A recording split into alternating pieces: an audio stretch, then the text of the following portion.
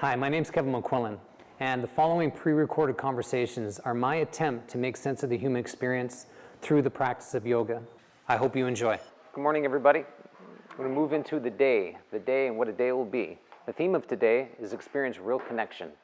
Experience real connection. We're moving into the second week together in this yoga teacher training, and the focus is on disciplines of being a teacher. So last week, disciplines of being a student. You got a good sense of your studentship, which is important. Where you have it, where you don't, and that's important to recognize. Where you are the student and where you are not. We explored that. Where there's humility, you're the student. Where there's arrogance, you are not the student. You're the know-it-all. And it's important to recognize where these exist in your life because they exist. You could say, no way. I'm not that. It's like, yeah, you are. And probably more than you think and want to admit. And so from this basis, we're moving into the second week together, which is disciplines of being a teacher. And having the capacity to teach yourself some things along the way, which is important. To be able to teach, to be the teacher and the student. And from you as the student, that will inform your teaching. How you teach yourself, how you teach your friends, how you teach your family, how you teach others. How to treat you, essentially. And that's always the case, isn't it? We're teaching people how to treat us all of the time. And that's an important posture to take in this world. That if people around you are treating you with disrespect, what's up with that? And you could say, oh, well, it's them, of course. It's them, those horrible people, that horrible person. And that's often the finger pointing. And rarely does the finger come in and be like, hey, what's going on here? What did I miss? What am I not saying? What action do I have to take to resolve this problem that I have? With a family member, a friend, self, whatever it may be. And that's an important commitment to take on. It's an important commitment to take on for you and your own sanity. Your own sanity is one way of putting it. And so this conversation this morning is the first discipline of being a teacher, which is experience real connection. And you could say if there's not much connection, there's not much teaching happening. There's not much connection, who knows if people are listening? Who knows? And so the idea is how to establish connection. And in the connection, there's a lot of feedback. It's like, oh, okay, yeah, this person's here with me, they're listening. That's interesting. Live feedback, it's happening real time. And in that, we can start to shape relationship, and how important it is to shape relationship, and specifically to capture people's listening. And how essential that is. And if you can't do that, you will not teach. You will not be an effective teacher.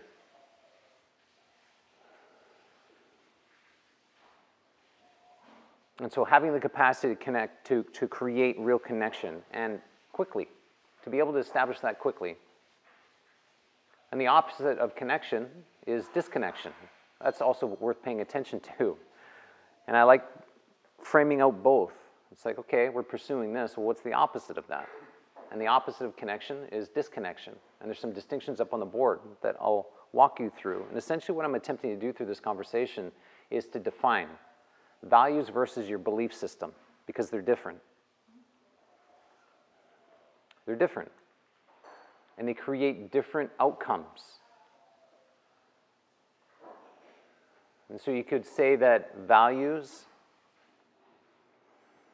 form your perceptions and guide your actions. Shape your perceptions and guide your actions. It's like, okay, I have values and those are shaping my perceptions. And we move upon those. And values have, you could say, intrinsic value. Intrinsic value. They mean something to you. And that's why you're pursuing them. And you do that in various different ways. And we've talked about this. When your values are present, typically, you're thriving. When your values aren't present, it's clumsy, it's conflict, these kinds of things, because your values are missing. To be able to understand what value is missing in conflict is useful, because perhaps you can establish it. And so the more that you're aware of your value structure, the more integrated you will be, which will lead you into this state of stability, is one way of putting it. where you can feel satiated by the choices that you're making, the environments and relationships you're placing yourself in, your value structure, your hierarchy. And if you look in your past where you felt successful, you know, those moments of, yo, I won, or whatever it is, you know, it's like, ooh, that was amazing. Or there was a conversation, or you accomplished some task or something like that. What you'll find nestled into that experience are your values. And they were guiding you. And that's where we're most aligned. Physically, emotionally, cognitively. Your belief system are often presuppositions that have been shaped through fear and shame-based experiences. And through automatic repetition and countless amounts of experiences, they become ingrained. And we believe them. And some examples of that, it's like, well, nobody likes me. That's a belief. A presupposition. I'm not safe. That's a belief. I'm not smart. These are the kinds of beliefs that, if pursued, will lead us into conflict. And rarely are they supported by facts. Rarely. There's not much propping them up. You can deconstruct them quite easily if you stopped, paused, paid attention, and made the effort to do such a thing. It's like, is it really true that nobody likes me? What you'll see is like, oh wow, there's people around that actually do like me. And so that belief is hollow. Are people going to like you all the time? Of course not. And so our belief system can lead us into feeling weak, hopeless, and destructive. And these are the ways in which we self-destruct. And there's lots of examples that you have in your past where you've self-destructed. That's true. Where you've collapsed and found yourself on the floor, treated yourself poorly through words or actions, ate like a bag of Oreos because you were feeling something, said something out of spite, caused some conflict because you were believing something. And so there's a stark difference between these two experiences.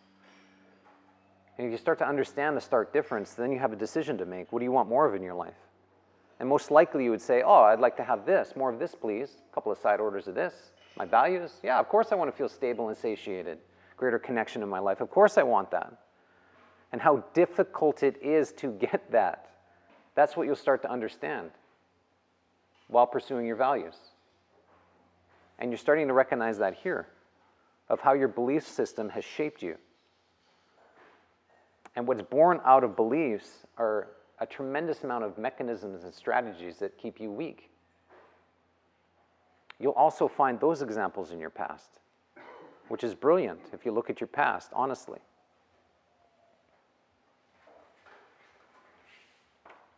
You could say every decision you make, you're either choosing your values or your belief system. You could say that. You could say that in practice as well. And you'll see it pop up. It's like, nah, I don't like this pose. Doesn't do anything good for me. I'll just rest out, half-ass it, take a sip of my water, twirl my hair, go to the bathroom, whatever. I don't like this conversation. It doesn't feel very good. No, I will not have it. We can do these things. Kriya, no thank you. Boring. These kinds of things we can say to ourselves. And what do you think that is attached to? Typically our belief system that doesn't want us to do anything good for us, for ourselves. It's the opposite of that. And so you'll see these things pop up in your practices, pop up in your practice. They've been popping up here. You've been speaking to them. Whether you realize what you're speaking into, who knows? It's the ways in which we can limit ourselves over and over again. And the consequence, one of them, is we become expressionless. It's a deadened experience. There's no life in that. There's no life in our belief system. Maybe twinges of it here. It's like, oh, I'm going to create some shit. And it's like, ooh, that feels good. Like these kinds of things. Or I'm going to, have some sweets. These kinds of things. Ooh, that feels good for a moment. And then it doesn't. Why did I eat that? I shouldn't have ate that. And so the more that you can see these things bubble up, the better off you'll be, because you can integrate where you want to integrate and know you need to integrate. So you're that much more aware of yourself.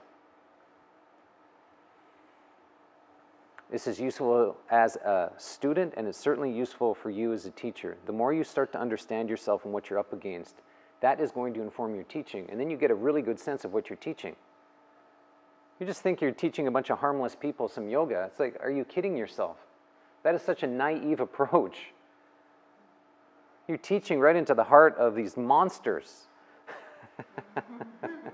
that don't take care of themselves as much as they could, and are up against themselves in so many different ways, and are conflicted constantly and consistently within themselves and within their lives, stuck in jobs they hate, can't find the relationship they want.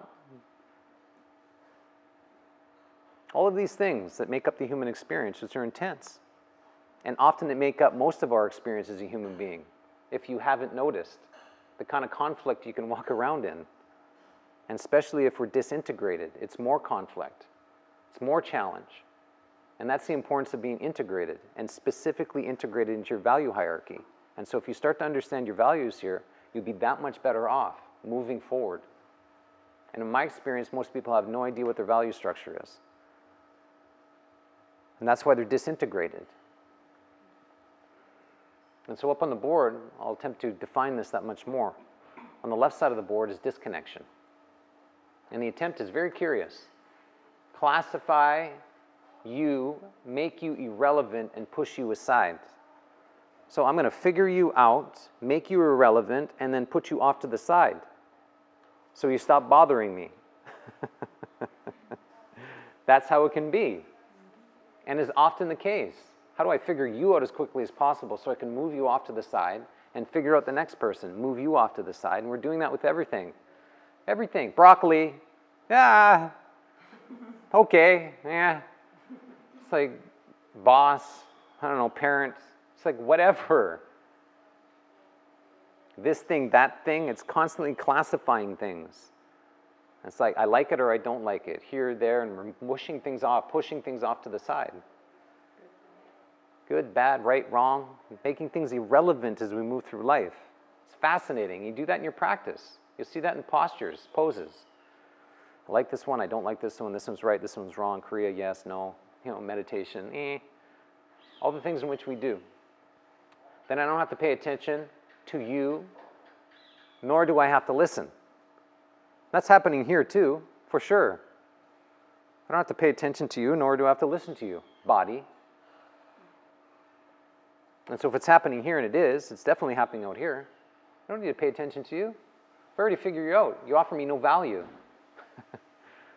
It's a harsh view, but that's often the view. Just tell me the same thing you told me yesterday. It's like, what value do you have? It's like zero, nothing. And we can get away with a lot in all of that. Less attention out, more attention here. The self-centered approach that we can find ourselves in, especially if our beliefs are running the show. It's a desensitized experience. I refuse to overcome my disappointments and hurts. That's the position. I refuse. I refuse to overcome my disappointments and hurts. And you can see that in relationships. You're just a disappointment, and you hurt me. So no, you don't get access to me. Only when I want you to have access, only when you're useful to me, will I call on you. In the meantime, just stand over in the corner.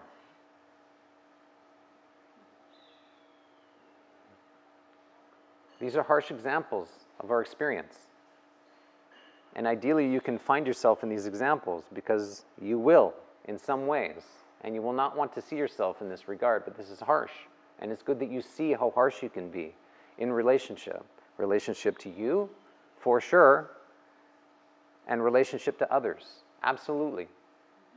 I've been hurt, so I will hurt.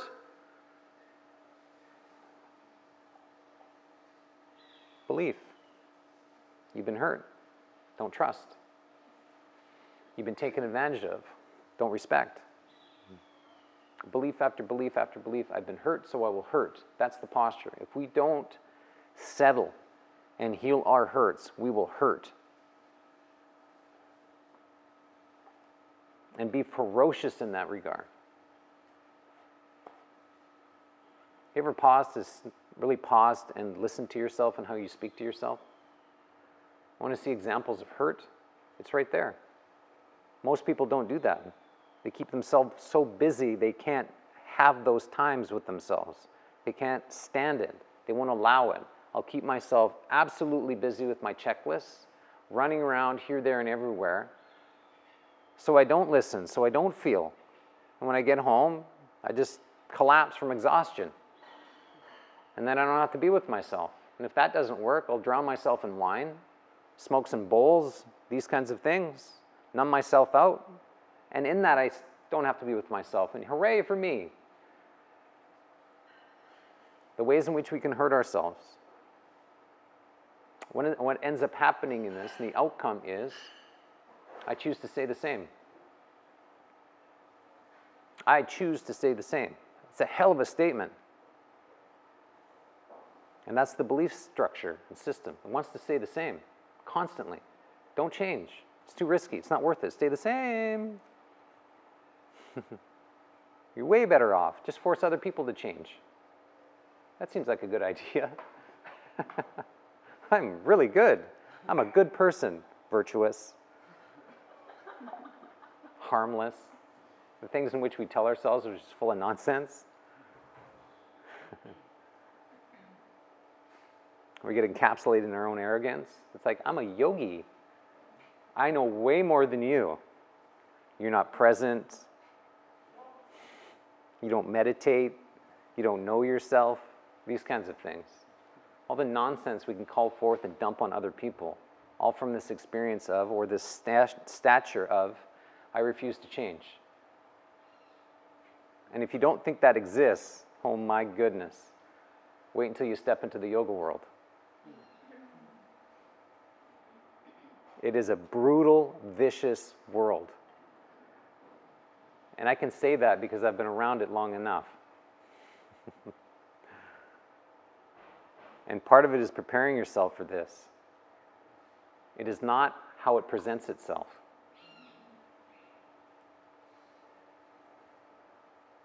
And if you think about that really, it's like, well, how could that be?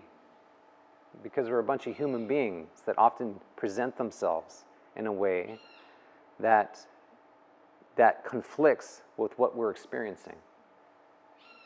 It's the veils, it's the costumes, it's the masks, it's all these different things that we can put on. And ideally, you're very aware of that and how you do that with yourself. The opposite of this, disconnection, is connection, which is on the right side of the board. Requires curiosity and courage. That is absolutely true.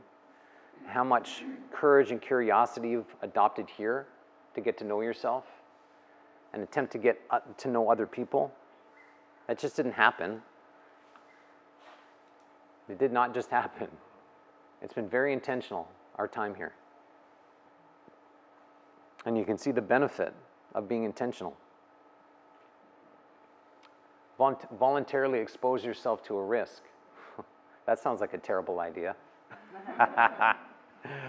But that's ultimately what we have to do. Where do I not want to go, and will I go? Will I go to those places I don't necessarily want to go? You'll see that in your practice, for sure. A posture, a kriya, it's like, I don't know if I want to paint outside of the lines. What's out in the unknown? What is out there? Probably nothing good for me. Like a pit of snakes or something, kind of like last night. Snakes. And so going outside of the lines, painting outside of the lines can be a fear-based experience. And some of you are speaking about that here. How controlled you are, how together you are. And that togetherness in that way keeps you disconnected. It's not a point of connection. It's not possible.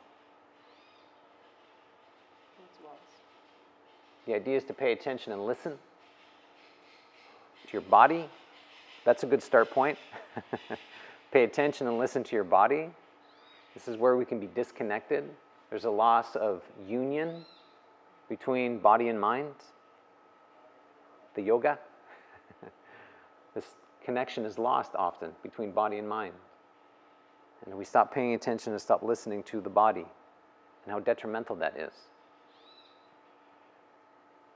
Trade and exchange information, that's the idea. How do I get this information down here? How do I get this information up here? And so we're in the trade. If I can do that here, I can do this outside too. I can do this here. Let's trade information. Maybe you'll leave better off. Maybe I'll leave better off. I learned something about you. You learned something about me. Hey, that sounds like a pretty good way to be. There's a trade, there's an exchange of information, and you'll change as a consequence. And that's a good thing that you change, that we consistently change. And in that, we're smarter and better equipped. And you could say, well, better equipped for what? The future? For sure. To be better equipped for the future. So you don't repeat the past. Because that's waiting for you. It's waiting for all of us. And then you could say, no way that's going to happen. It's like, yes, it is. In more ways than you can even imagine. And that's the importance of being aware. We can't be aware of everything. So best you choose. And choose voluntarily the thing you know you need the most. And get after it. And that's what this week is all about. Choosing something voluntarily and pursuing it with a tremendous amount of courage. So this particular experience doesn't repeat itself in the future. And how better off you'll be. I'll give you a couple examples of this in my own life. A belief. Women are not safe. That's a belief I have. Women are not safe. I've expressed that to you before. I have a lot of evidence to support that. Women are a source of shame, humiliation, and ultimately pain in my life. That's a belief. If I was to pursue that belief, and I did for many years, it cost me a lot. It cost me a lot. And it opposes and conflicts with a value I have. And one of the values I have is family. And in my family structure, a woman is involved. That's not true for everybody, and so be it. But it is for me. And if I consistently believe that women aren't safe, do you think I would want to be with a woman? And to establish what family represents to me, which is stability and security and purpose, love, intimacy, potentially some joy sprinkled in there, togetherness, a future, these kinds of things. It's not possible, and that's how these things conflict. Women are not safe, and what I will sacrifice is a value of family. I'd never get it. And how much pain that has created in my life. And it's like, okay, I have to choose this voluntarily and sort this thing out and straighten it out as quickly as possible, because if I don't, I won't get what I want. Another belief I have is telling the truth is not safe. It's a source of punishment and suffering. That's a belief I have, well established. From a very young age, telling the truth, don't do it. It's a terrible idea. And I believed that for a long time, and so I didn't tell the truth, and that led me into lots of uncomfortable situations, to say the least. And not telling the truth conflicts with another value I have, which is honor, being honorable. Being honorable. If I'm not telling the truth, there's no honor. Honor gives me access to the kinds of relationships I want to have with this and with other people. Well, again, where there's stability and an exchange, longevity, the things that matter to me through this value of honor. And so if I believe that telling the truth is not safe, I'm not going to be an honorable person. And I already know what that feels like. I lived a lot of years like that. And it took me years to straighten that out. But I'm pleased that I've been able to straighten that out. And I feel much more integrated as a consequence of choosing something I did not want to choose. and how much pain that took to straighten myself out. And so either choice was painful. Keeping, staying as I was, or moving into another shape, another form, another experience of myself. Both were painful. And that will be true for you. Whatever choice you choose is going to be painful. There'll be suffering attached to it. You know that. Change is difficult. It requires a tremendous amount of effort and sacrifice. But one of the benefits is that does, at some point, leave. The struggle, the challenge, the pain, the effort, because you've integrated it. Then you are just that. There's less effort. You're just the walking embodiment of your value. And that's the place to get to. And you are that in some areas of your life. I'm not suggesting you're not. But in other areas, not so much. And so this is reassembling yourself in a way that paints the kind of picture you want for yourself moving forward. And that's the real connection that we're sourcing. It's not just throwing out the next best cliche and saying just smile and do what feels good. It's like, don't say those things. They're unsophisticated. You start telling people and teaching from this place, just do whatever feels good. It's like you're setting the people up for a very painful experience because they will not have the capacity to confront challenges in their life. They won't have the structure, the practice. And that's true for you. If you're just consistently pursuing what feels good to you, there's nothing to you. You just remain shallow, hollow, nothing to you. And when somebody pushes into you, you collapse. That's a bad idea. And so these practices are meaningful if you dub them that way and go places you don't want to go. And that was the question to you, posed to you yesterday. What are you choosing for this week? What are you taking on voluntarily? Interesting question. I don't know if you came up with the answer. What are you choosing this week? That's the question. Anybody have an answer around that? What are you choosing? Something to connect with. Something to grapple with. Hold. See incremental steps towards something better. Yes. What do you have for us? I think I need to work on being too assertive. Mm-hmm. I think that I do that because I think it will get me my way, maybe, and reaffirm that I'm right. And I see that it could be frightening. Mm-hmm. So your assertiveness. My assertiveness can be frightening. Sure. Yeah. You know, it's like balance out your assertiveness. It's important to be assertive, but in the extreme, it's intense. And that's great. Because I can't imagine that's the force you want to be. Like an intimidating force. Certainly, no. Yeah. No. It's not, like... Not as a mom, not as a yoga teacher, not as a wife. Great. And there's a part of you that wants that. And that's more up here. It's not down here. And so that's the rearranging. The assertiveness, and to the extreme, it's all about control and domination. And there's a part of you that wants that. And so that's the part that has to be, okay, get out of the way. You're in the way, get out of the way. And I like that. That's fantastic. And teaching will give you that opportunity. That's what's so spectacular about teaching. You know, one of the considerations, you're talking about your eyes and how much you've relied on your eyes. And the look, potentially, of seeing the world as a threat, other people as a threat, and how that's kept you in a fear-based experience. And what you're expressing and experiencing these days is what's kept you trapped in that experience. And now you are speaking out loud and getting some of these experiences out of you, which is sensitizing your body. And you can use your body as a mechanism to connect, and it's different. And that's where teaching will be so powerful for you. It's like not just the eyes, it's the whole mechanism of body and self. And that's undeniable when we start using this thing as that, as a way to connect. We point everything at something, and it's brilliant. And so less reliant on the eyes, more on how you're feeling. It's beautiful, because the eyes will play tricks on us. Our eyes will play tricks on us. We don't see things clearly at times. And that's the influence of the belief system. So it's exciting for you. Very.